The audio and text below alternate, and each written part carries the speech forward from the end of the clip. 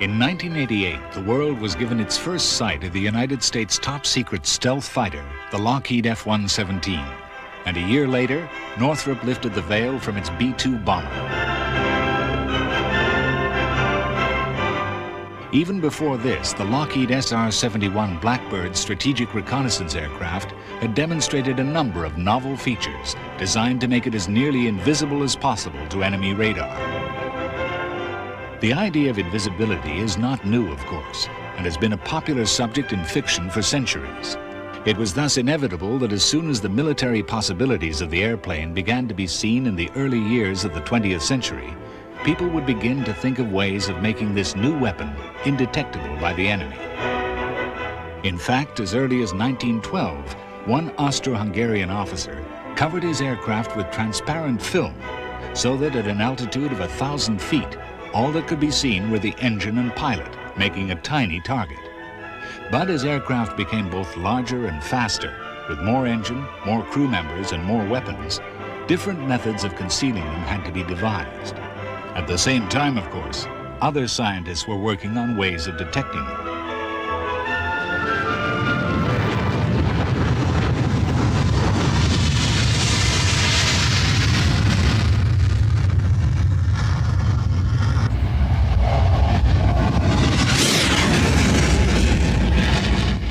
One of the biggest problems in concealing an aircraft has always been the noise it makes.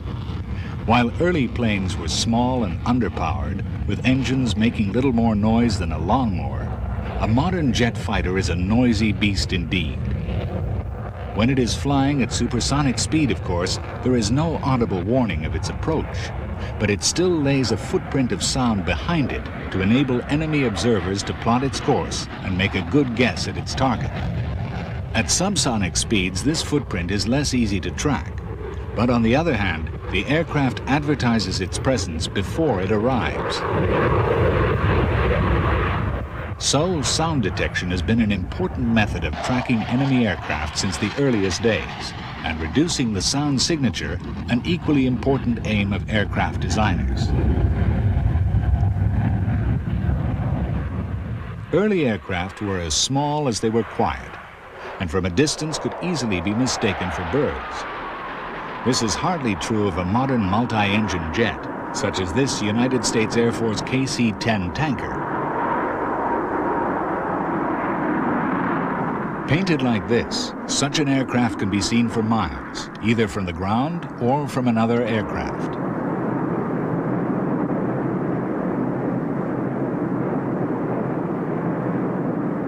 So, most modern military aircraft are painted in camouflage colors like these C-141 and C-5B transports. The paint scheme, somber Europe 1 camouflage in this case, is dull brown and green on the upper surfaces to help the aircraft blend into the landscape when seen from above. And a pale blue or gray on the undersurfaces to make them less easy to spot from the ground. Unfortunately, we cannot yet emulate the chameleon and change the camouflage to suit the background at a moment's notice. So even camouflaged aircraft often stand out like sore thumbs. With this in mind, once the British task force was at sea in 1982, headed for the South Atlantic to recover the Falkland Islands from Argentine occupation, the Harriers and Sea Harriers aboard the carriers Hermes and Invincible were hastily repainted. The whites were painted out of the roundels. Identifying lettering was covered over, and the remainder of the aircraft, including underwing stores, was camouflaged a dull gray to blend in with the wintry sea and sky. No matter how cleverly aircraft are camouflaged to merge with their surroundings, their pilots still have to communicate with each other, and on occasion, with ground control. These T-38 trainers, dogfighting with F-15 Eagles and F-5E Tiger IIs over Nellis Air Force Base near Las Vegas, are mainly painted in low-visibility gray to match most backgrounds. But there's still a lot of radio chatter which would give their positions away to a real enemy. Are you going to gunfight? Well, good. Okay, I'm right behind you. Bandit, you're 6. Eagle 2, engaging the F5, coming off Eagle 1.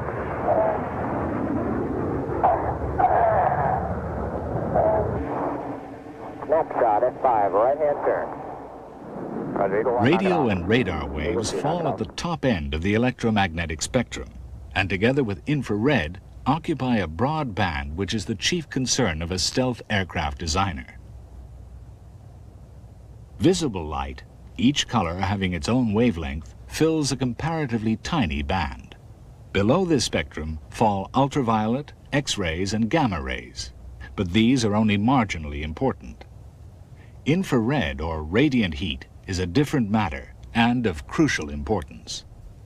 Back in 1949, a team of engineers headed by Dr. W. McLean of the Naval Weapons Center at China Lake began work on a passive infrared homing device which would be small enough to fit into the warhead of a missile. It could then guide the missile straight onto the hot exhaust efflux from a jet engine. This was a major challenge in the days before transistors or microchips, but the research resulted in the world's first true guided air-to-air missile, the Sidewinder. Since then, hundreds of thousands of Sidewinders have been manufactured, first seeing combat in 1958, and subsequently in dozens of wars around the world.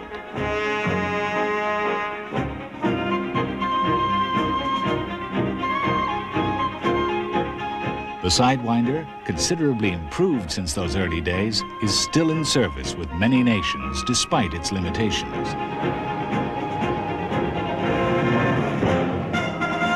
Sidewinder is a great weapon in reasonably good weather conditions, but its ability to track targets such as this QF-102 radio-controlled drone falls off in rain or thick cloud. Here, the drone provides a fat, juicy target for the crew of an F-4 Phantom II. An electronic whine from the missile's seeker head telling them when it's locked on to the hot jet pipe. Once launched, the missile heads unerringly to its target, the resulting explosion breaking off a large piece of wing and causing the drone to disintegrate in mid-air.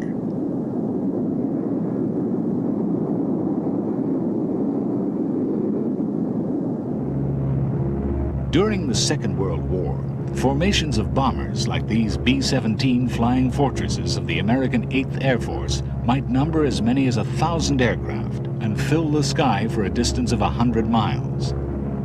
In these circumstances, camouflage became pointless, and eventually the bombers were left in factory-fresh natural metal finish. Over the Eastern Front and elsewhere, barrage balloons helped defend cities against low-flying aircraft. While air raid sirens wailed to warn civilians to scurry for shelter, horn-shaped sound detectors would be ranging and plotting the raiders' approach. Fighters would be scrambled to intercept them, and the crews of anti-aircraft guns put on full alert.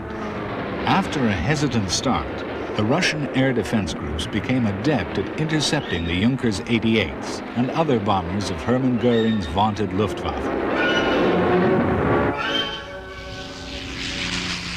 By 1944, the Allies had established almost total air supremacy over Western Europe, and since the bombers had already abandoned camouflage, U.S. high-level escort fighters, such as the North American P-51D Mustang, also began appearing in natural metal finish. This saved a little bit of money for more important things and slightly enhanced performance as well. In contrast, the British Royal Air Force retained camouflage, especially since by this stage of the war, most fighters such as this Mustang were principally engaged in low-level ground attack work. Britain developed the best air defense system in the world during the war. A key element in this was the Royal Observer Corps, who used sound detectors as well as stereoscopic rangefinders to track incoming enemy aircraft, or, as in this case, V-1 flying bombs. It was their job to tell friend from foe, and their simple methods are even today immune to countermeasures by the most advanced technology. Their reports were telephoned to sector centers where plotters could maintain an up-to-the-minute picture of the situation, so that controllers could direct interceptor fighters and ground defenses. Mike 3-3, direction northwest. Anti-aircraft gun sights had their own sound detectors, later supplemented by target acquisition and tracking radars, together with rangefinders to control the fusing of the proximity shells and the aiming of the 3.7-inch or 40mm Bofors guns. 15. Direction northwest. Come up there!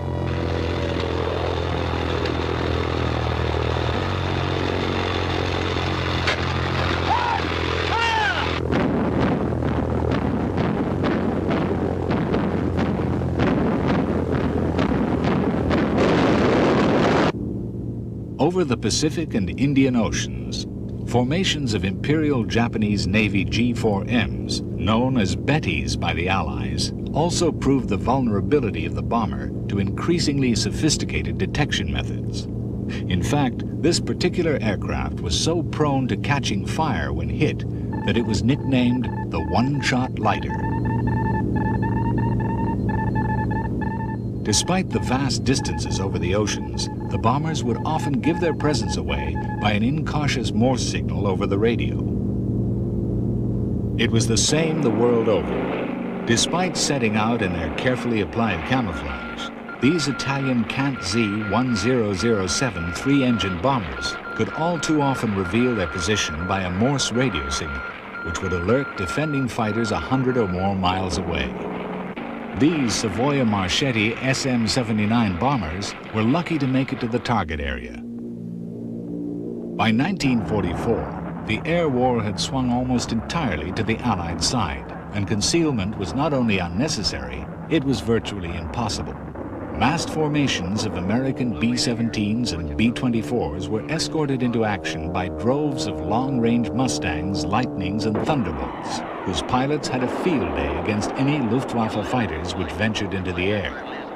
Still, the Germans persisted in counterattacking, and the contrails from dozens of dogfights filled the skies over Germany, as they had done earlier over England during the Battle of Britain. Even this late, few aircraft were fitted with radar, although some night fighters had airborne interception sets, and the heavy bombers were fitted with contour mapping radar to identify targets at night or through cloud. Most pilots still placed more reliance on the Mark I human eyeball.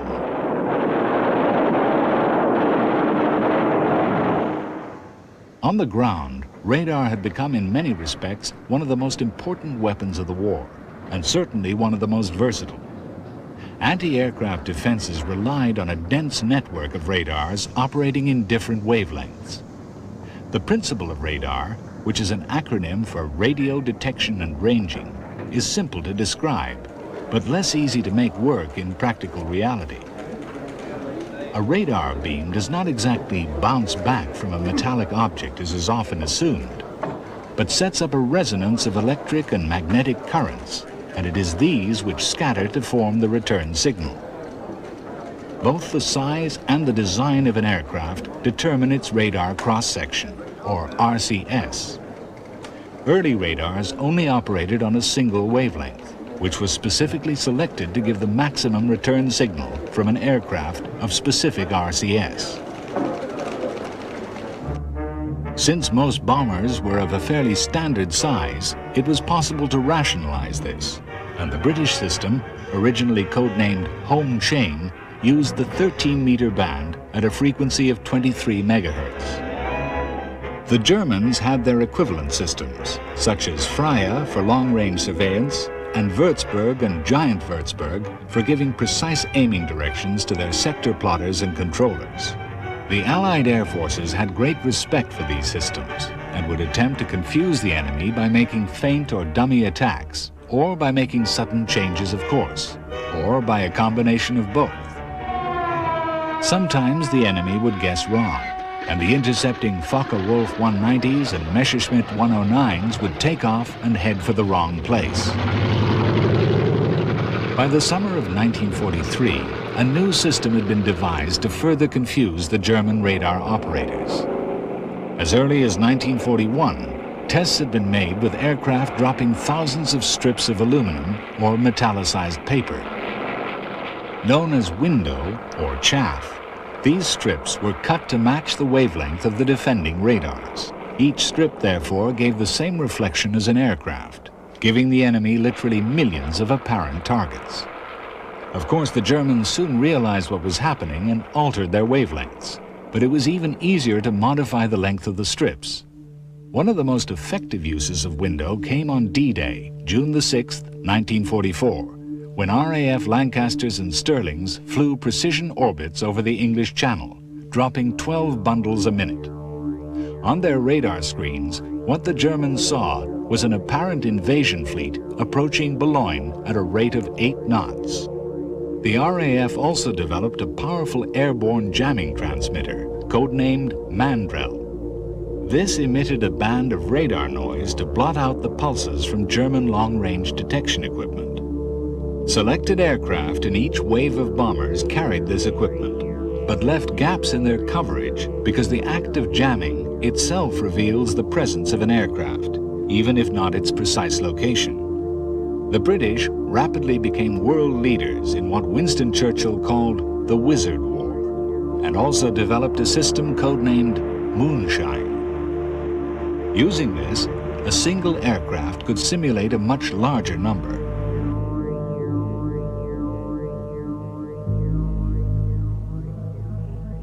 By 1943, airborne interception radar, or AI, was well established. But a problem was encountered when the bombers dropped window, because this also confused the radar in defending fighters.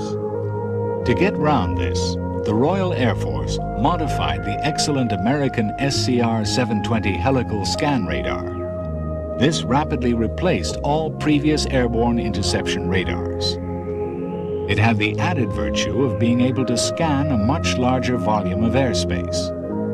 Fitted with this, blunt-nosed mosquitoes emerged as the best night fighters of the entire war. Naval aircraft also acquired radar as the war progressed. Even elderly Swordfish torpedo bombers were fitted with anti-surface vessel radar, or ASV. The ASV-X, later known as Mark 11, were mounted in a radome under the forward fuselage. It became operational in 1943 and was later fitted to the Barracuda as well. Although designed principally to detect enemy shipping, especially submarines, it was also an invaluable navigation aid. Aircraft so equipped played a vital part in defeating the U-boat menace. After the Second World War, the Soviet Union was quick to develop a wide range of air defense radars. At first, they were based upon American, British, or German designs. But by the 1950s, the Russians had evolved their own technology and had an extensive network of radars to control and direct their growing fleets of jet interceptors and surface-to-air missiles, or SAMs. The PVO Air Defense Organization trained tens of thousands of conscripts to use these increasingly sophisticated radars, which were now of variable frequency to allow them to scan a wide variety of different wavelengths, making them more difficult to confuse or jam. The United States and Britain similarly developed an extensive air defense network. At the heart of this network was the Ballistic Missile Early Warning System, or BMEWS, which covered every possible approach for Soviet missiles over Europe or across the North Pole. For the moment, no one was even thinking about stealth aircraft. By the mid-1970s, the United States had developed the Airborne Warning and Control System, or AWACS, normally carried by the Boeing E-3 Sentry. Inside each E-3, 16 mission specialists, sitting at computerized radar consoles, keep a constant watch and can not only vector fighters onto a hostile target, but also direct friendly bombers and attack aircraft. The very special radar of these aircraft, with a huge 30-foot scanner inside a rotating radome, can detect and track every aerial target within a radius of about 230 miles. For decades now, Western analysts have been saying that although Russian fighters might be fast and agile, in terms of high technology, they were years behind the latest NATO aircraft. It therefore came as a huge shock when observers were able to examine the MiG-29 at close quarters when it made its debut at Farnborough. Here was an aircraft which not only had a superb look-down, shoot-down pulse Doppler radar, but also a goldfish bowl infrared search and track sensor in the nose, a laser gun ranger, and a helmet-mounted sight.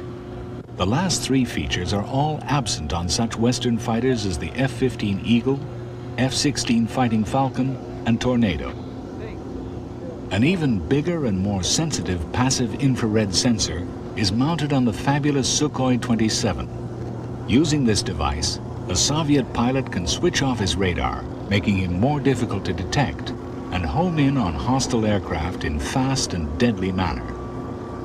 The MiG-29 and Sukhoi 27 are both examples of a new breed of silent fighters that need not betray their presence by switching on their radars. In absolute contrast, the American B-52D bomber, seen here in action carpet bombing at medium altitude over Vietnam during Linebacker 2, presented an enormous radar target, as well as emitting huge amounts of heat and noise. At the same time, their various active avionics systems broadcast an enormous variety of radar and radio waves.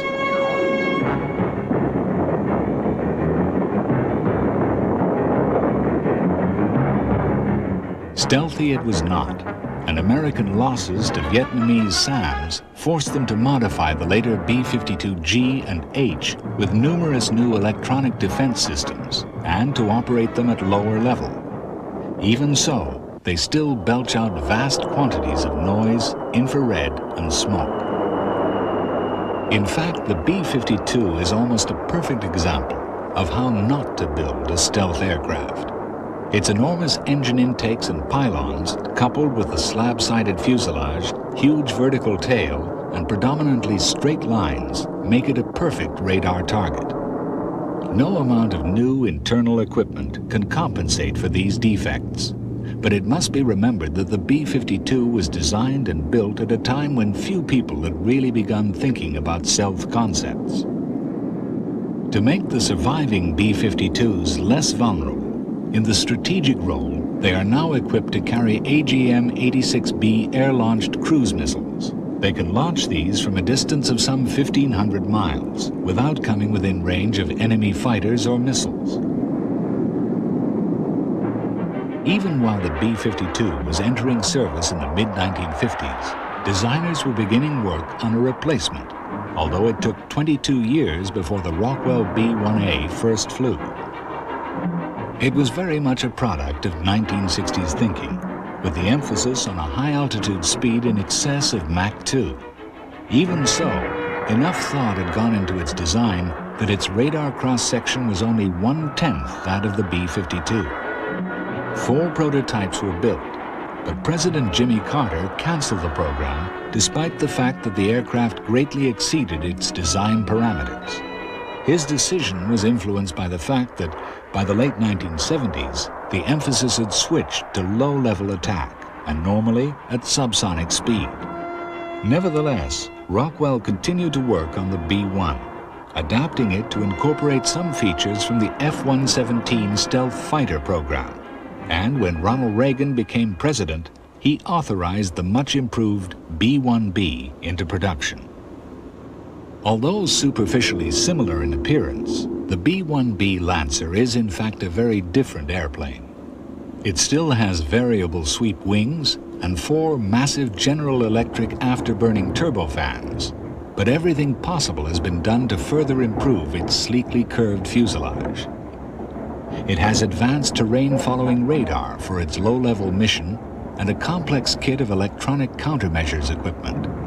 The nose radome cavity and other parts of the fuselage were modified, while the use of radar-absorbent composite materials for many components and similar skinning and seals, particularly on the wings, helped reduce the radar cross-section to 1/10 that of the B-1A, or in other words, 1/100th that of the B-52. In fact, the B-1B has a smaller radar cross-section than many private light aircraft. The really major change between the two aircraft came in the design of the engine intakes. Since high-altitude dash speed was no longer required, the variable ramps could be dispensed with, the nacelles swept, the ducts curved and fitted with radar-absorbent baffles, and the whole intake lined with radar-absorbing composite material. The diagram clearly shows the differences which make the B-1B so much more stealthy than the old B-52, particularly in the use of curves instead of straight lines, and the reduction of the radar surface presented by the engines. All these features make the Lancer an invaluable part of Strategic Air Command. But even as the aircraft was entering service, work was well advanced on a brand new advanced technology stealth bomber. Inside a closely guarded building in Palmdale, the prototype of a revolutionary new airplane was taking shape. All the design was done on a three-dimensional graphics computer, and all production work is controlled by computers. In fact, you could say that the Northrop B-2 was designed by computer, built by computer, and is itself a flying computer. Everything about the B-2 is designed to render it invisible to radar, from the incredible wing leading edge to the painstakingly contoured engine intakes and cockpit canopy, which are a construction engineer's nightmare. Slightly darker areas on the undersurface conceal a high-resolution Hughes LPI radar, the initials standing for low probability of intercept, and meaning that even when the terrain following and target acquisition radars are switched on, they are very difficult for an enemy to detect. Bearing a superficial resemblance to Northrop flying wing projects 40 years ago, the B-2 actually shares the same wingspan of 172 feet, but there the similarity ends. Perhaps the single most unbelievable feature is that the wing leading edge curves round to the upper surface, but ends in a razor-sharp edge from which the lower surface follows a concave curve. Any aircraft designer will tell you that an aircraft can't fly with a wing like that. But, like the bumblebee, which is too ignorant to realize it can't fly with such tiny wings, the B-2 goes ahead and flies anyway. The B-2 is powered by 4 non-afterburning General Electric F-118 turbofans, with cunningly designed non-reflective intakes above the wing leading edge, curving back to curiously flattened exhaust nozzles above the trailing edge. These emit hardly any infrared, and at cruise altitudes are also very quiet, while special fuel additives eliminate contrails. Control in flight is achieved by large split surfaces at the wingtips called drag rudders, since the aircraft has no vertical surfaces to reflect radar waves. This diagram first shows a typical mission profile for an old B-52 Stratofortress. The circles show the distances at which overlapping AWACS, surveillance, and air defense radars can detect its approach to the target. Because of the B-52's high radar cross-section and other emissions, it can be detected early and is thus very vulnerable to countermeasures. On the other hand, because the Northrop B-2 has such a low RCS, reflecting less than 0.1% of its image back to an enemy radar, it can weave its way unseen through this minefield of detectors at either high or low level. The B-2 is the world's first aircraft to be built almost entirely from radar-absorbent composite materials. And while the jagged trailing edges might look odd, they are composed of straight lines, all aligned at one of 2 fixed angles. They thus shed radar reflections at angles away from the enemy transmitter. The same principles are employed in all hinged doors, such as on the landing gear. The fact that the B-2 is so virtually indetectable to radar poses problems for friendly air traffic controllers and other aircraft. When making an approach to a refueling tanker, for example, the aircraft therefore has to switch on an active radar transponder and extend special radar reflectors so that it can be seen. Of course, in broad daylight, this is no problem, but operationally, the B-2 will normally be flown at night. It is also said that the B-2's range is so great that in-flight refueling will not be needed during a bombing mission. A figure of 4,500 nautical miles has been given for its tactical radius, but it's impossible to verify this.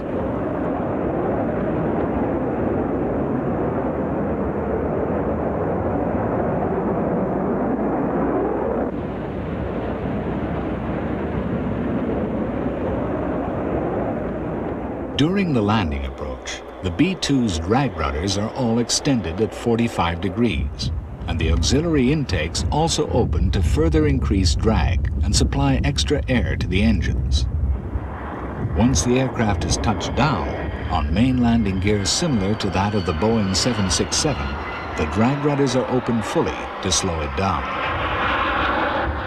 Due to enter service in 1992 or 93, the planned fleet of 132 Northrop B-2s will give Strategic Air Command a bomber at the forefront of military technology, which will remain in the front line for at least 3 decades. Another aircraft with a long lifespan is the fabulous Lockheed SR-71 Blackbird, which was finally retired from the front line in February 1990, after more than a quarter century of service. The Blackbird, so called because of its dull iron ball radar reflective paint finish, is to many enthusiasts the most spectacular aircraft ever to go into production. Developed from the A-12 as a strategic reconnaissance aircraft with the ability to fly at speeds in excess of Mach 3 at heights approaching 90,000 feet or 17 miles, the SR-71 is powered by 2 huge Pratt & Whitney J58 afterburning engines.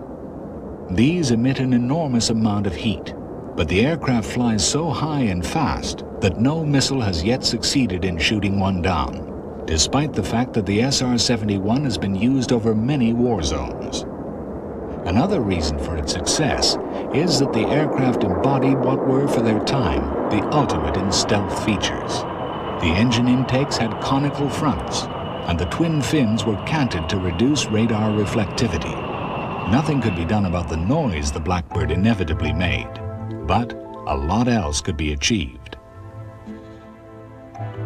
In the Skunk Works factory, some of these other features become apparent.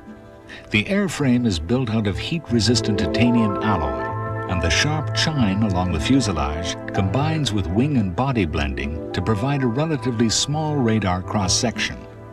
The leading edges of the tail fins were made with a zigzag structure which helped to reflect incoming radar waves away from the enemy transmitter.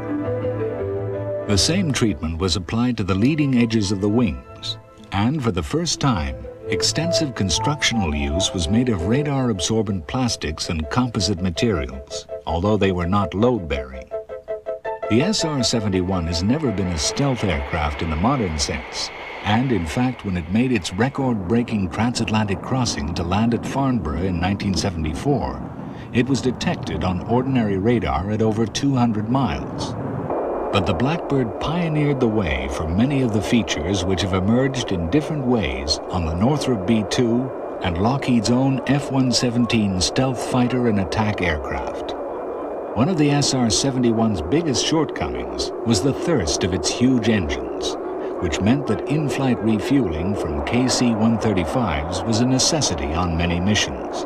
Thus, even if the Blackbird itself had a small radar cross-section, enemy AWACS aircraft would be able to spot the tanker. For all its shortcomings in the modern aerial battlefield, the Blackbird remains to many people a striking symbol of what can be achieved if you try hard enough. Another aircraft about which much the same can be said, although it is totally different, is the Lockheed TR-1, latest variant of the large U-2 family, whose first prototype flew as long ago as 1955. Even though it predated the SR-71 by more than a decade, this aircraft is likely to remain in service for several more years, and it is interesting to look at why. Designed like the Blackbird to undertake reconnaissance missions at extremely high altitude, the U-2 family adopted a totally different approach. It only has a single engine and one pilot instead of 2, and is very quiet with a low infrared signature. With an incredibly long wingspan for its size of 103 feet, it looks more like a glider than a powered airplane. Those long wings actually serve two purposes.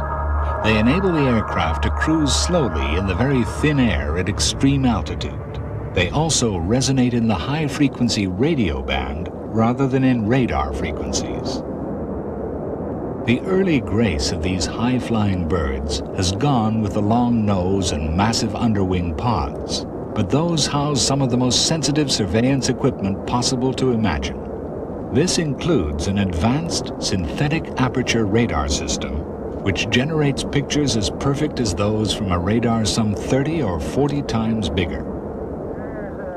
The only problem with the TR-1 is that the flexing in those long wings means that landing is very hairy and needs a commentator in a chase car to give the pilot an exact indication of where he is in relation to the runway.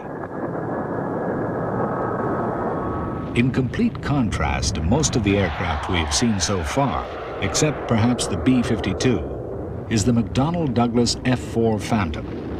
Although for many years the attack fighter against which all others were judged, it incorporates no concessions to stealth at all, being big, incredibly noisy, belching smoke and radiant heat, and with huge angular engine intakes, which could almost have been designed to give the biggest possible radar cross-section. The Phantom is still a remarkably useful aircraft in both land-based and carrier-borne versions, and in the F-4G Wild Weasel version proved itself invaluable during the Gulf War in suppressing Iraqi radar installations. But it is now an old airplane, and in combat is usually accompanied today by at least one General Dynamics FA-16 Fighting Falcon.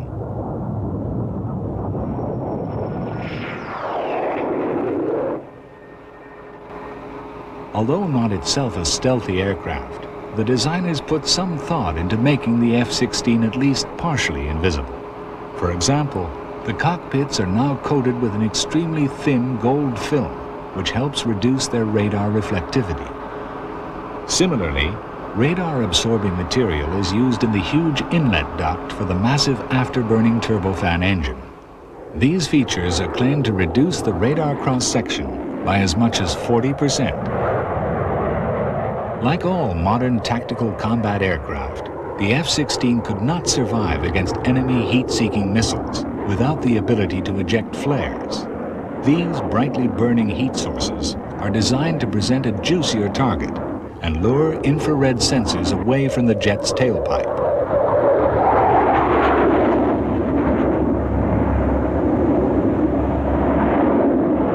Flares, as well as chaff or window, are controlled by the aircraft's own electronic warfare or passive air defense system. If this detects illumination by hostile radar, it automatically ejects chaff.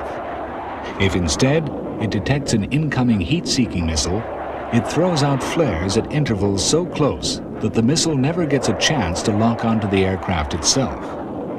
Although not a stealth feature as such, the aircraft can also carry anti-radiation missiles to knock out enemy tracking or missile guidance installations on the ground.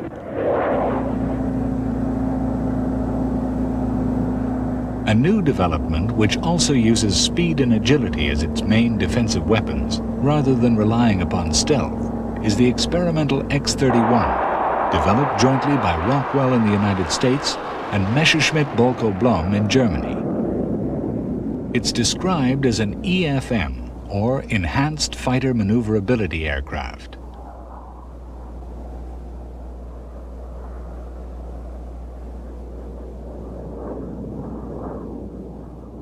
Quite small, with a span of less than 24 feet, it's powered by an afterburning F404 engine, which must emit a lot of radiant heat.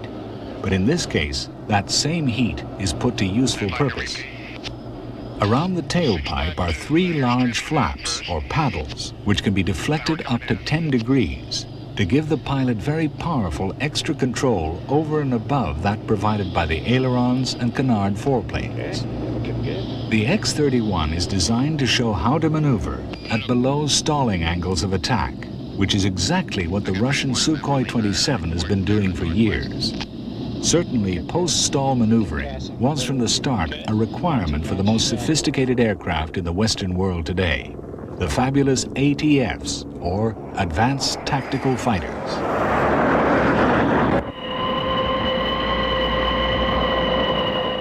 The first of these is the YF-22A, two prototypes of which have been produced by a partnership between Lockheed, General Dynamics, and Boeing.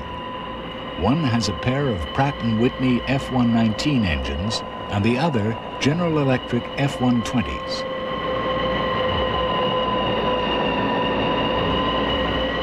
Both engines set totally new levels of thrust-to-weight ratio and enable the YF-22s to do things never before possible, such as cruising for as much as an hour at supersonic speed without using afterburners. These new engines give an unprecedented radius of action and long loiter time over the battlefield.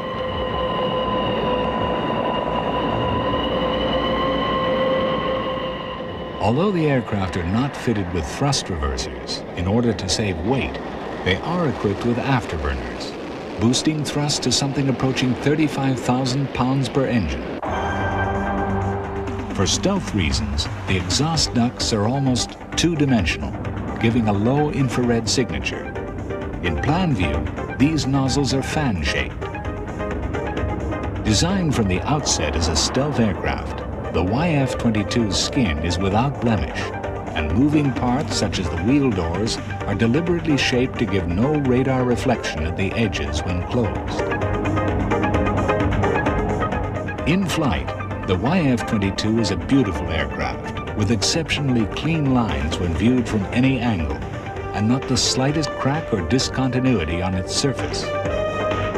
Like all the new advanced tactical fighters, the aircraft is control configured, which means it is totally unstable and could not fly at all without fast-acting control computers which respond instantly to the pilot's wishes.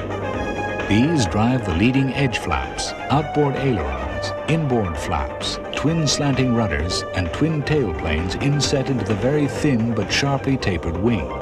Notice also how all the leading and trailing edges follow parallels to reduce the radar cross-section. The high-mounted cockpit gives the pilot unsurpassed vision, and even its edges are specially shaped to prevent giving a radar return. Similarly, the engine intakes on either side of the diamond cross-section fuselage are designed both for perfect aerodynamic performance and to give a minimal radar cross-section.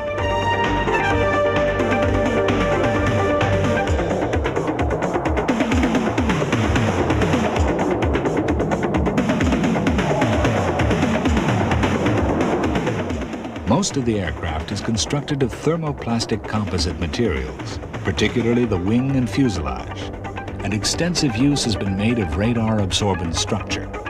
The engines are close together for rapid roll, and the tail surfaces are enormous.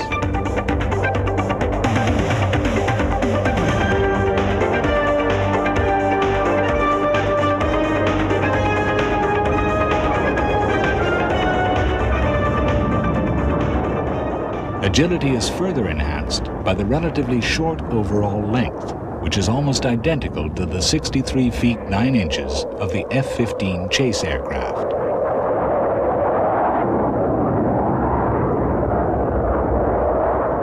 A general opinion is that while Northrop have gone all out for stealth in their rival YF-23, the Lockheed consortium chose to try to build a better all-round fighter. And certainly if it came to a competition between the YF-22 and the F-15, there would be no real contest at all.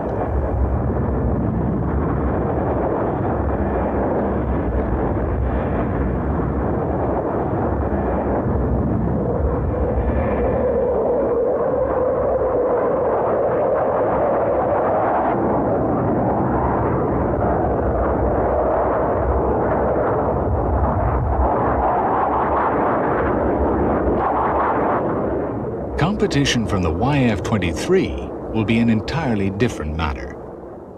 Built by Northrop and McDonnell Douglas, the YF-23A is probably the more stealthy of the pair, especially from the front. One of the most obvious differences between the aircraft is that Northrop have succeeded in using only 2 tail surfaces in so-called butterfly configuration instead of 4. The YF-23 uses the same engines as the YF-22, the Pratt & Whitney version on the first prototype and General Electric's on the second. Both engines give performance like nothing seen before, especially at the light weights of the prototypes.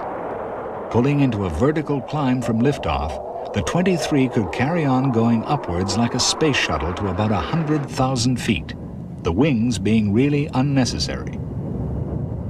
Both of the advanced tactical fighters share common features, particularly in general wing shape and the use of parallel edges. In order to achieve a better stealth profile, though, Northrop have flattened the fuselage and pushed the engines apart, making the 23 some 6 feet longer than the 22, in order to keep the weight and load-carrying parameters roughly the same. The aircraft maneuvers using the 2 large tail surfaces, which Northrop call ruddervators. These can work in unison or in opposition to control pitch and yaw. This arrangement obviously gives a lower radar signature than the more conventional one on the 22. One surprise to many people is that neither aircraft has canard foreplanes, which were heavily featured in early artists' impressions. The Northrop aircraft has unique underwing engine intakes, from which ducts curve upwards and inwards to meet the engines. This system removes the problem of enemy radars seeing the front of the engines, which was one of the major defects of the old B-52 and F-4. Both aircraft have similar internal weapons bays, but the 23 can carry AIM-120 advanced medium-range air-to-air missiles in tandem with AIM-9 sidewinders because of its extra length. The 22 carries sidewinders in extra compartments along the fuselage instead. Another minor difference is that the YF-23's refueling receptacle is in the center of the fuselage, while the 22's is on the left.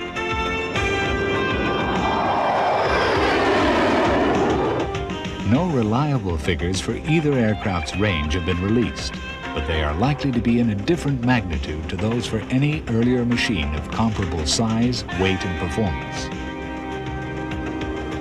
Here we see the 2 YF-23 prototypes flying together, the first with Pratt & Whitney engines being painted slightly darker. Both demonstrate the superb flying precision afforded by the computerized control system.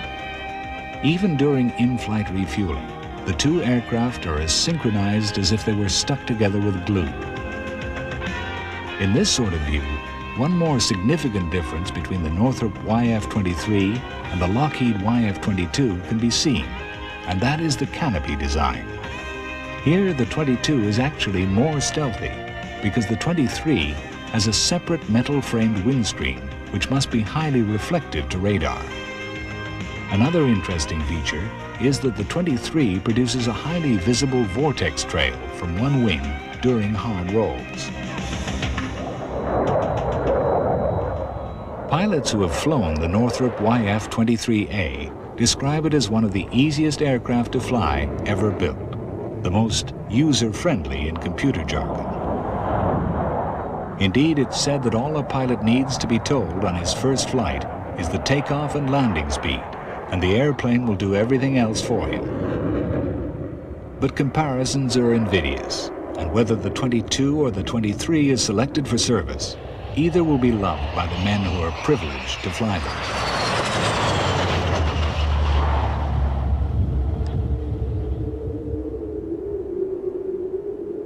An even more futuristic design than either of the advanced tactical fighters now flying would have been the U.S. Navy's equivalent. The A-12 Avenger attack aircraft was developed in even greater secrecy than the others and would have replaced the venerable A-6 Intruder in the carrier-based attack squadrons.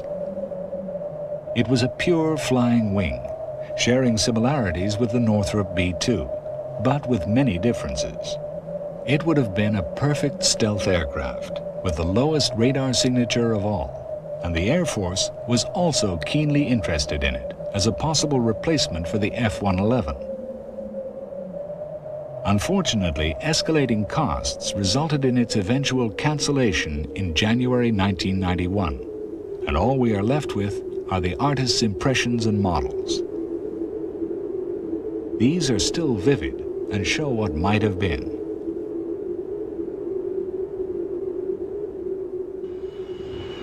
The Nighthawk is the first true stealth airplane in operational service and is actually a precision ground attack machine rather than a fighter, despite its Air Force designation of F-117.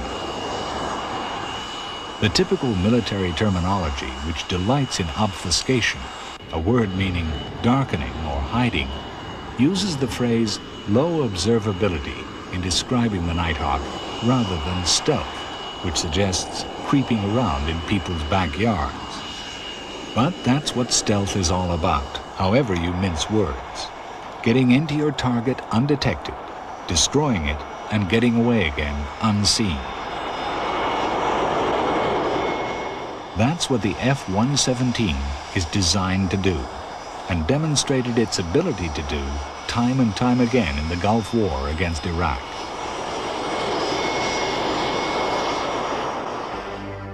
Like the SR-71 and U-2, it was designed and created in absolute secrecy at Lockheed's Skunk Works. And even though the first of 59 for the U.S. Air Force flew in June 1981, its shape was only revealed to the general public in a deliberately retouched photograph some 8 years later. That shape is something else and is determined by a different approach to stealth technology than those broadly seen already. You can immediately see that the aircraft is full of sharp angles and pointed shapes, not rounded like the B-2 or contoured like the YF-22 and 23. That's because Lockheed came up with a concept known as faceting. The entire external surface of the F-117 is made up of flat facets, rather like a cut gemstone, which do not absorb radar energy, but instead radiate it out in so many directions that there is hardly any return signal. Of course, a sharp-edged pyramid shape is hardly ideal in the aerodynamic sense, and like the B-2s and YF-22s and 3s, the Nighthawk is so inherently unstable in flight that it can only be flown by its onboard computers. The pilot points it, the electronic brains do the rest of the work.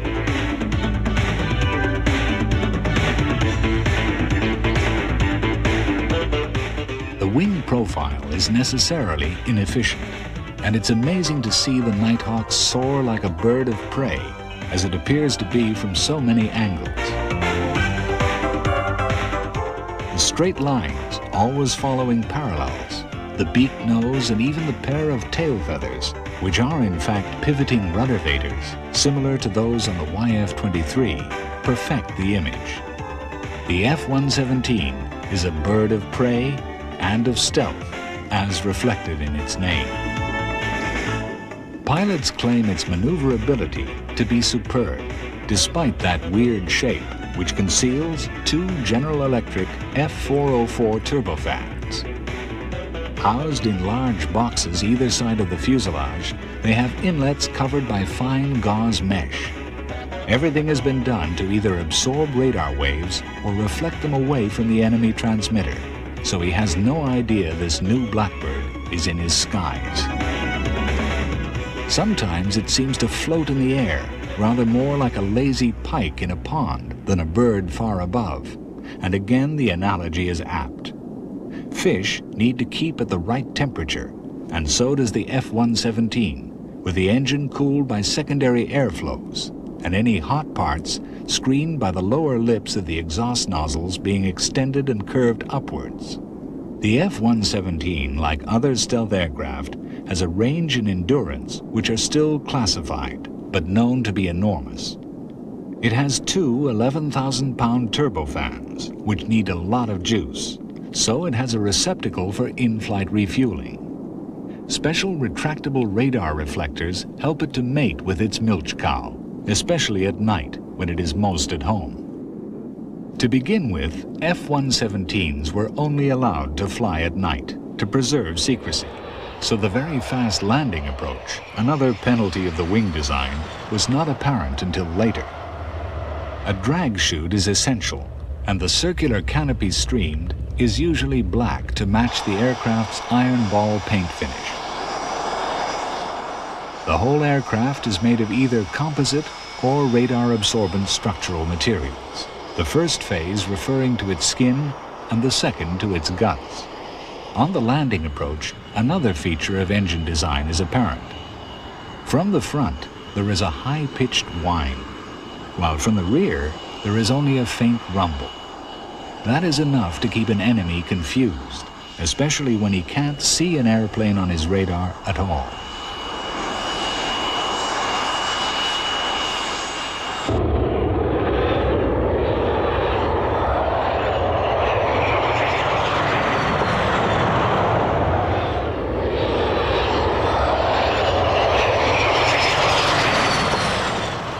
F-117 Nighthawks first went into action during the Panama crisis in December 1989, a fact only revealed after the event. Much more significant has been their deployment and performance during the United Nations campaign to liberate Kuwait from Iraq.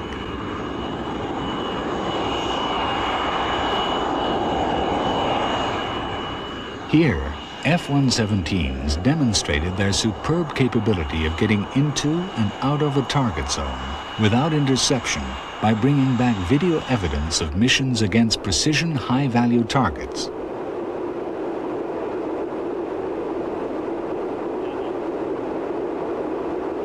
Such as the Ministry of Defense in Baghdad on the opening night of the shooting war.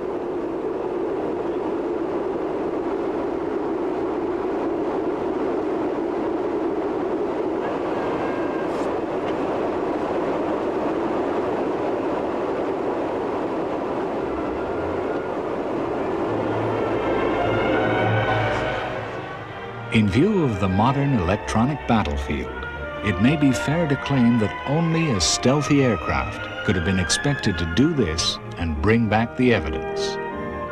The sure thing is, stealth is here and here to stay.